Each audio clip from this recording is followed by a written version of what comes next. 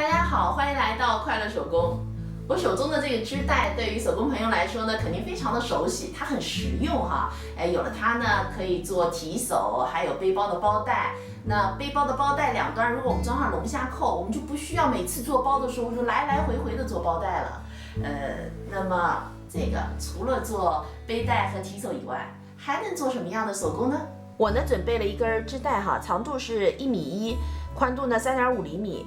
那么还需要呢2块布片，它俩的宽度是一样的哈，都是5厘米，小的长度7厘米，大的呢布片长度呢12厘米。首先用熨斗把布片的3条边呢进行一个熨烫。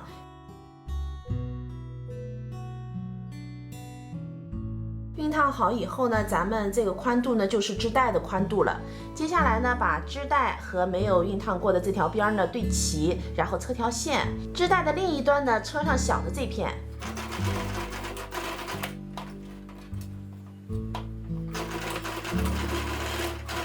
这条线呢车好了，这儿啊3厘米，把布片呢折上来，然后两边呢把织带给包裹上。再穿上2个低字扣哈，口子扣也是可以的哈。把布片折下来，毛边呢往里塞。塞好以后呢，我们这样子车一个方框。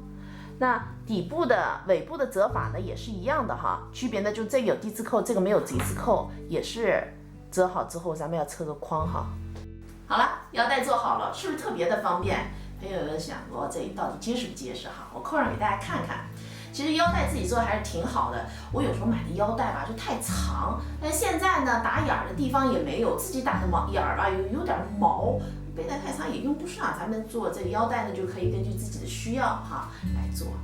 好了，扣上了，挺结实的，您回家试试看，挺好的。这期视频内容啊就是这些了，感谢您花宝贵的时间来看我的视频，记得帮忙点赞哦，咱们下期再见。